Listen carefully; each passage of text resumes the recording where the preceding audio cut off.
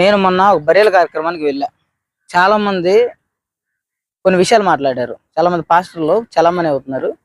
ఏమని మాట్లాడారంటే, ప్రభువునందు మృతులందిన మృతులు ధన్యులు, వారు ఈ లోకంలో ప్రయాసను మాని విశ్రాంతిలో ప్రవేశించారు అని మాట్లాడారు. మాట్లాడుతూ వాళ్ళు విశ్రాంతిలో ప్రవేశించారు. ఏంటి ఆ ప్రయాస అంటే, ఈ లోకంలో నడవాలి, ఈ లోకంలో తినాలి, ఈ లోకంలో కష్టపడాలి, ఈ లోకంలో లేనిపోని మాటలు పడాలి, ఈ లోకంలో వాళ్ళతో వీళ్ళతో ఇబ్బందులు పడాలి, చాలా కష్టపడాలి, చాలా ఒడిదుడుకులు అనుభవించాలి అని భౌతికమైన సంబంధాలని కష్టం అనుకొని, ఇప్పుడు దేవుడు ఏంటంటే వీళ్ళు మరణం ద్వారా వీళ్ళని విశ్రాంతిలో, అంటే ఈ భౌతికమైన జీవితాన్ని విడిపించి విశ్రాంతిలో ప్రవేశపెడుతున్నాడు అన్నట్టు మాట్లాడారు. సహోదరులారా, నేను చెప్తున్నాను, క్రైస్తవ్యం బైబుల్ని ఎప్పుడైతే విడిచిపెట్టిద్దో, లేదంటే విడిచిపెట్టిన వాళ్ళు ఉన్నారో ఎంత భ్రష్టులుగా బ్రతుకుతారని అంత భ్రష్టులుగా బ్రతుకుతారు. మీరు అడగొచ్చు, బ్రదర్ ఏం తప్పు ఉంది దాంట్లో, వాళ్ళు మాట్లాడింది నిజమే కదా, తింటాం తాగుతాం తిరుగుతాం, అదే కదా ఇప్పుడు మానేసుకున్నారు, ప్రశాంతంగా చనిపోయారు, ఇప్పుడు ఏ బాధలు లేవు, దేవుడు పరలోకం తీసుకెళ్లాడు అని అంటున్నారు. తప్పు. ఏంటి చెప్పనా, ఈ లోకంలో ఏది ప్రయాస, క్రీస్తునందు మృతులొందిన మృతులు దేనికి ప్రయాస పడుతున్నారు, అది కదా మనకు కావాల్సింది. ఈ లోకంలో మృతులకున్న ప్రయాస ఏంటి అంటే పాపం. ఆ పాపాన్ని విడిచిపెట్టి ఆ పాపాన్ని జయించి ఈ రోజు విశ్రాంతిలో దేవుడు తీసుకెళ్లాడు.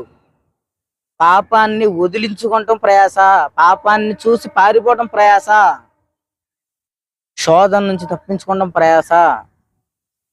వద్దు అనుకున్న పాపాన్ని, వద్దు అనుకున్న దొంగతనాన్ని, వద్దు అనుకున్న వ్యభిచారాన్ని, వద్దు అనుకున్న మోహపు చూపుని, వద్దు అనుకున్నటువంటి సోమరిపోత్తనాన్ని అధిగమించడం, దాన్ని క్షణక్షణం మన ముందుకు వచ్చి మనల్ని పరీక్షిస్తూ ఉంటే ఈరోజు దాని నుంచి, ఆ పరీక్ష నుంచి విముక్తి పొంది పరలోకానికి వెళ్తాం. వాళ్ళు ప్రభువునందు మృతి నొందిన వాళ్ళు చర్చికి వచ్చి కూర్చొని అమ్మలక్కలతో ముచ్చట్లు వేసుకొని అక్కడక్కడ తిరిగి పిచ్చి మాటలని మాట్లాడుకొని వ్యర్థమైన కళలు కంటూ లేనిపోని పిచ్చి వాగుడంత వాగుతూ చచ్చిపోతే అది ప్రయాస కాదు. ఇక్కడ దేవుడు రాజ్యము అన్నము పానము కాదు, కానీ నీతిను సత్యాన్ని ఎరిగి న్యాయంగా నడుచుకుంటామే, పాపాన్ని విడిచిపెడితే దేవుడు రాజ్యం. ఎవడైనా క్రీస్తు చేసినందున్న ఎడల వాడు నిత్య జీవం కలిగిన వాడు. అసలు ఉన్నారా మీరు క్రైస్తవులారా? అక్కడ కూర్చొని లోకంలో బాధలు విడిచిపెడతాం అనేది విశ్రాంతిలో ప్రవేశించడం కాదు, నరకానికి దారి తీయటం. లోకంలో పాపాన్ని విడిచిపెడతాం అనేది కష్టం, ప్రయాస. ఆ కష్టాన్ని ఎవడైతే పడతాడో వాడు పరలోకం వెళ్తాడు. కాబట్టి లేనిపోయిన అపోహల్లో బతకొద్దు, వాస్తవంలో బతకండి, లేఖనాలు బట్టి బ్రతకండి.